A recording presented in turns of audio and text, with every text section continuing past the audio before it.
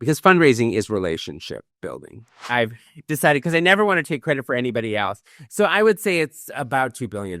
Yeah. President Carter would be a mentor in the sense that it sent me on a career of, sort of servant leadership.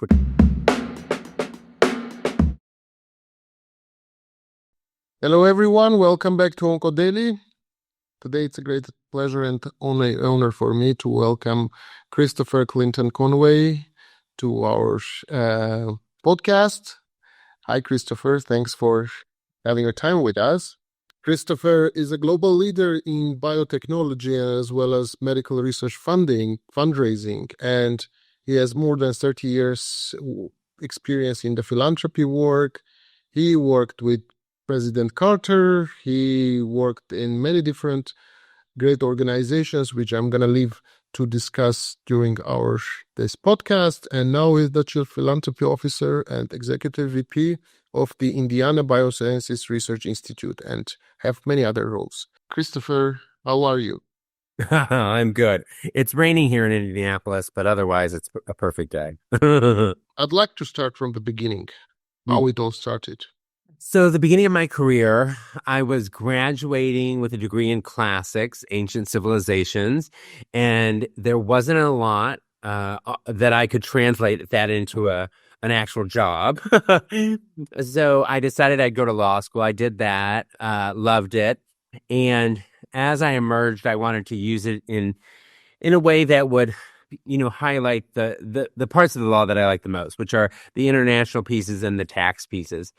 So I was recruited by the Carter Center, which is President and Mrs. Carter, the late President and Mrs. Carter. Their nonprofit they set up post-presidentially. So it's nothing about politics. None of the activities are even in the U.S. Most are in sub-Saharan Africa. And most revolve around peacekeeping and water filtration projects. And I worked for them for several years, long enough to get him the Nobel Peace Prize in 2002, which I was a big part of the effort. And it was a great honor. So I went there, the chair of our board at the Carter Center, wooed myself and two of my colleagues away to move to Los Angeles because Eli Broad is his name. He's very famous in the bioscience and art world for his prodigious philanthropy. And Mr. Broad recruited us to help build a museum named for himself in Los Angeles. And so we led that effort. It was a $300 million raise. Mr. Broad donated $50 million in art and $50 million in cash. The remainder was hard fought and won. And from there, I was recruited back to Chicago, where I am from. And the company that, the dance company they had, sorry if you could edit that out, the dance company that the city of Chicago had recruited to Chicago was the Joffrey Ballet, which is a very storied ballet that started in New York, but became itinerant and would be produced every year at the LA Music Center, Houston Performing Arts, Kennedy Center, etc. But the city had promised them a building and an endowment. And so they turned to me to make that a reality. So we built a 42-story mixed-use tower at the corner of State and Randolph. It was a very busy corner in the Loop. And on two of the floors, we had a school. And then 4 of the other floors were 4 dancer studios and locker rooms and all of that sort of thing. So I felt like I'd sort of reached the pinnacle of my arts ambitions. And I decided to set sail back to California, where I still owned a home and had a lot of my relationships. So went back to Los Angeles, went to work for UCLA, loved that, and then was recruited by a foundation that's affiliated with Cedars-Sinai Medical Center, both in cancer fundraising roles. So I've been doing cancer fundraising for about the last 12 years, and a lot of what I do here at IBRI is cancer-related, pediatric mainly. And now you are at Indiana Biosciences Research Institute. What you did there? So the Indiana Bioscience Research Institute, that we fondly abbreviate as IBRI, is really a first-in-class institution. So what people may or may not know listening is that Indianapolis is a medium-sized city in the U.S. but it has particular assets that make this institution possible. One of them is the largest medical school in the country, which is Indiana University. The other one is Eli Lilly, which is by capitalization the largest pharmaceutical company in the world. And then we have a series of Reached 1 trillion, right? Yesterday, I guess. yeah, 1 trillion. Yeah, that's a lot of money. And so we have this ecosystem of people who are working at Lilly or the largest medical school, or they have recently retired, or done so well financially with the growth of Eli Lilly, maybe are able to do something more out of want than need. And so they've come together and created this institute. And so what it is and what makes it so unique is it's a translational medical institution. So true to the sort of the DNA of this city. I mean, more medical goods, including devices and therapeutics, are exported from Indiana than any other state in this country. It was formerly California, and now it's Indiana. So what we're doing here is we're training the next generation of chemists and biologists to work in this ecosystem and to make it bigger and better. And then we're also pursuing therapeutics for a variety of disease states. Those include the pediatric cancer I mentioned, also Alzheimer's, cardiometabolic challenges, and diabetes. Christopher, how much did you fundraise so far? For my life? Yeah. Oh yeah, I've Approximately. at different points in my life, I've decided, because I never want to take credit for anybody else. So I would say it's about $2 billion. Yeah. $2 billion. Yeah. Yeah. And I don't get a commission. That's Unfortunately. That's amazing. I mean, what's the key to your success? You raised $2 billion. I mean, it's outstanding. Like, what's the key to your success? Well, it's hard to know when you're sort of self-reflecting, but what people always say to me about me is that I never forget a person, and I always also remember not just their name and their likeness, but I remember how I know them. And that is, I don't have a perfect memory except for relationships with people. And that has served me so well. And I authentically enjoy spending time with people, getting to know them. And when I maintain this enormous network, and people feel, close to me, even when we haven't spoken maybe in many years, or maybe they heard me speak on a podcast or a lecture, but we've had an exchange since, that's really what it's about, because fundraising is relationship building. Who were your mentors? I've had a couple. One I'll mention because he was very important in my life. A gentleman named Bill Danforth. And Dr. Danforth was the head of the medical school at Washington University. And then he became chancellor of the university.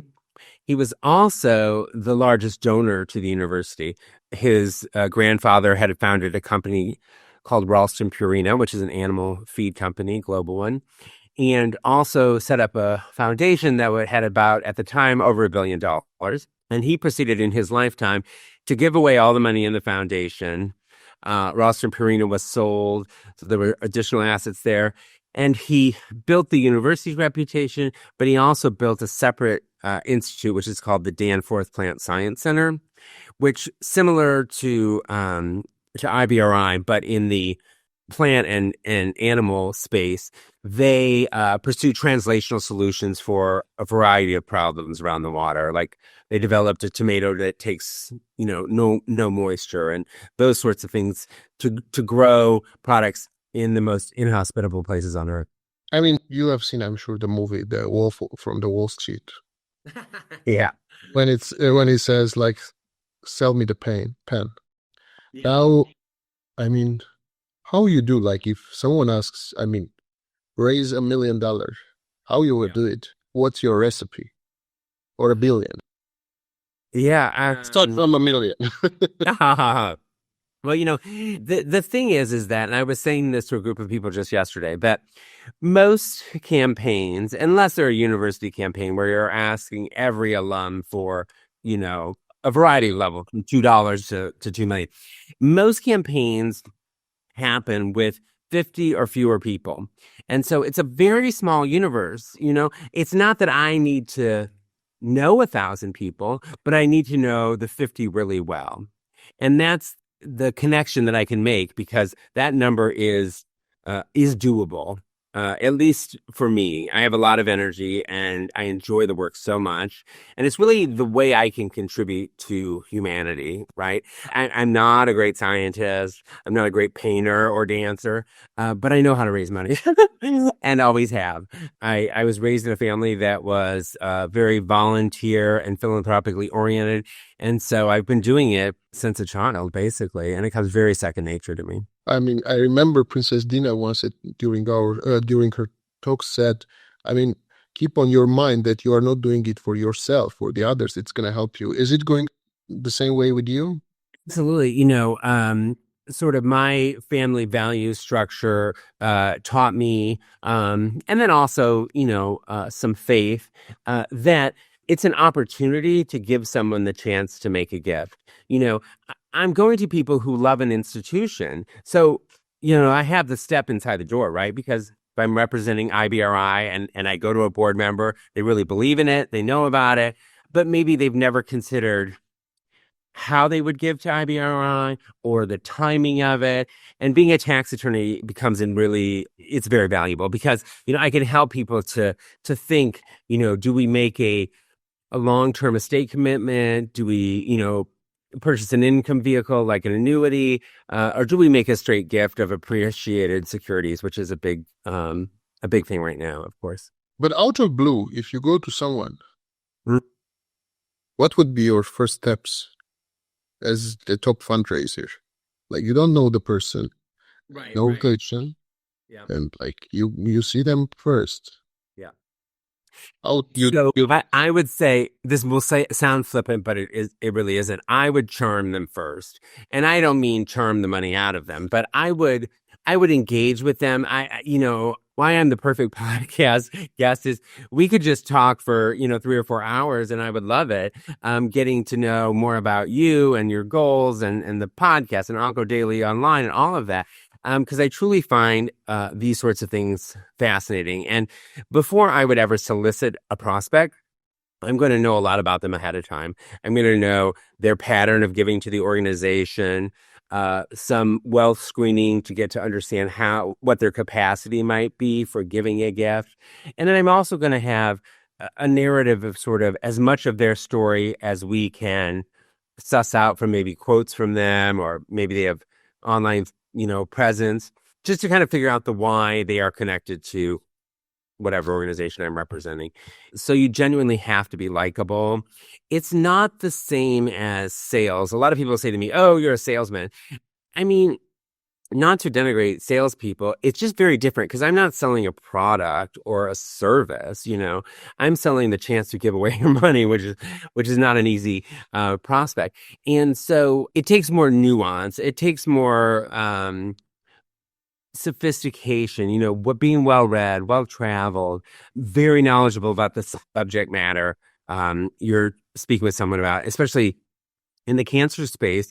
A lot of times that person or a very near and dear friend or family member will have been dealing with that cancer or even maybe died from it. And so, really being able to engage them about that if they're wanting to discuss it is critical. And so, I've known, I had to get to know what it was to filtrate water for parasites, for river blindness, up until now with, pediatric sarcomas and all the disease states, the cardiometabolic, which is making Eli Lilly a lot of money, but it also has other applications, as we're learning, to Alzheimer's, to addiction, and a variety of other things. So there's really fascinating research going on in that space. We talked about your mentors, but Yeah. now you are also a mentor.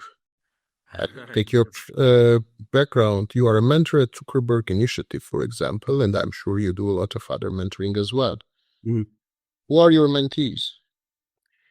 So, well, with Chan Zuckerberg, I mentor small organizations in the rare disease space who receive an $800,000 grant from Chan Zuckerberg. So we give $800,000 to an organization that maybe has a budget of $50,000. So, if it's a transformational contribution. But, they also most often don't have the systems in place to really know what to do with it. I mean, they have ideas, right? We want to, start a podcast. We want to buy a building. We want to, but the money is really to pursue the research goals of that particular charity. And so I come in and I help, set up basic infrastructure and then also strategy for how you'll use this basic infrastructure to move your mission forward. And I do that, formally with Chan Zuckerberg, but you're right, I do it informally with a variety of other individuals and organizations. And I take great pride in the fact that many people who've worked for me over the years have gone on to these incredible jobs. I someday wouldn't mind working for a couple of them, but that's not happened yet. You were fortunate to work with the US president, and you contributed also for the Nobel Prize. I mean, how was that? Please, can you explore a bit more about this path? Yeah. It was truly extraordinary. I mean, in my career, I have met quite a number of former US presidents and of course, celebrities living in Los Angeles for so many years, but they're never quite as how I imagine they will be, right? Maybe someone is shorter. Maybe someone is not as nice or taller. There's always something that's a little bit off of what your perception is. But with Mr. and Mrs. Carter, it was exactly how I imagined. They didn't have separate personas that they turned on at 9 a.m. and then turned off at 5 p.m. They worked all the time. They took no salary. President Carter would read 6 newspapers in 3 different languages every morning, into his late 90s. I mean, he was a voracious consumer of information, and that's and it was to be admired. The people who would come to the center were, heads of industry, royalty, all sorts of things.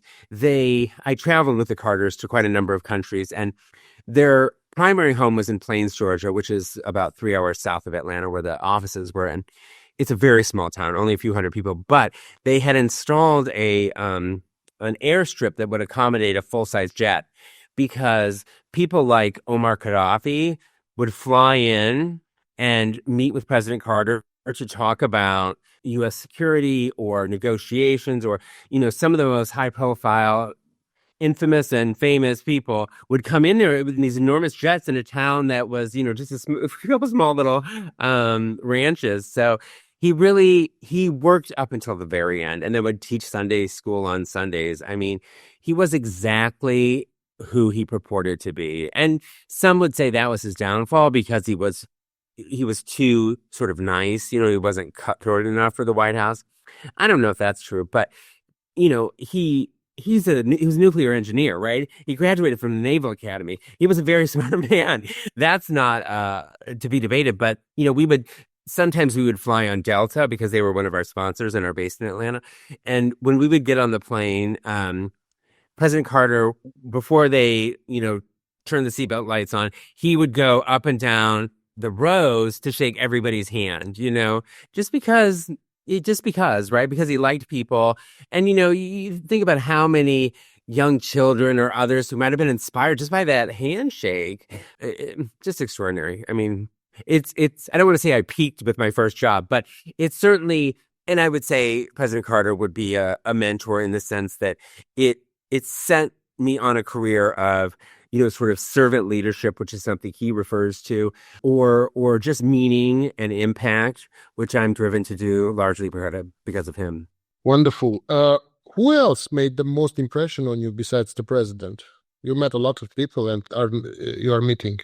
Rich Daley, part of the famous, again, infamous Chicago political family, was on my board at the Joffrey Ballet, as was his wife and one of his nieces. And, I admired him because he had such a clear vision, and not everybody shared it. But he spoke to people. He was accessible. He was in the community all the time.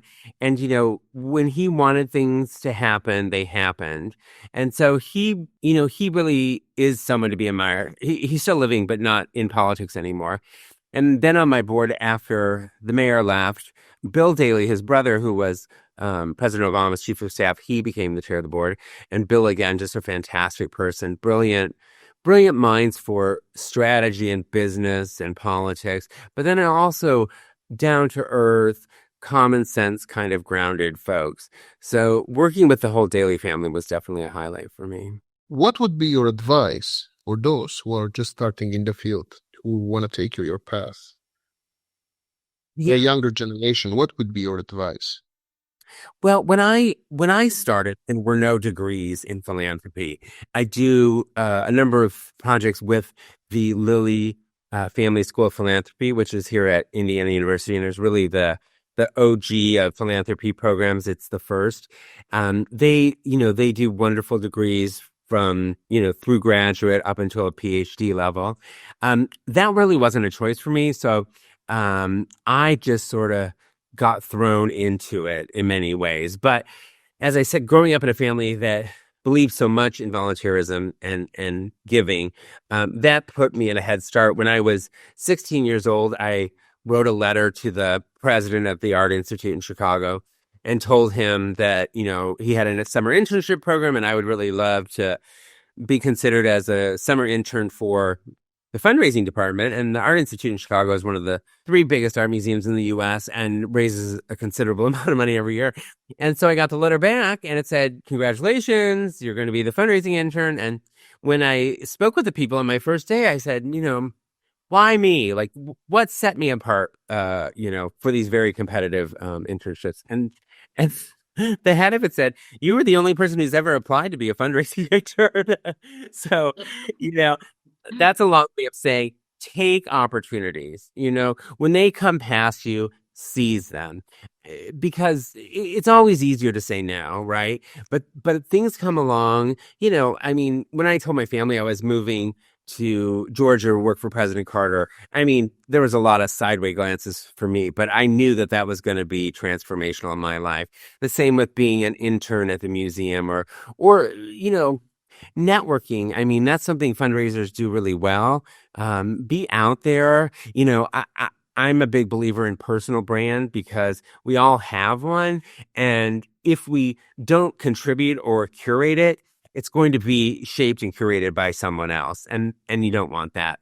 So, I'm very active on the speaking circuit and on social media and all those kinds of things because people look to me and my brand for, consistency around philanthropy and, community service, special events, that kind of thing. What book made the most impact on you, if there was a book?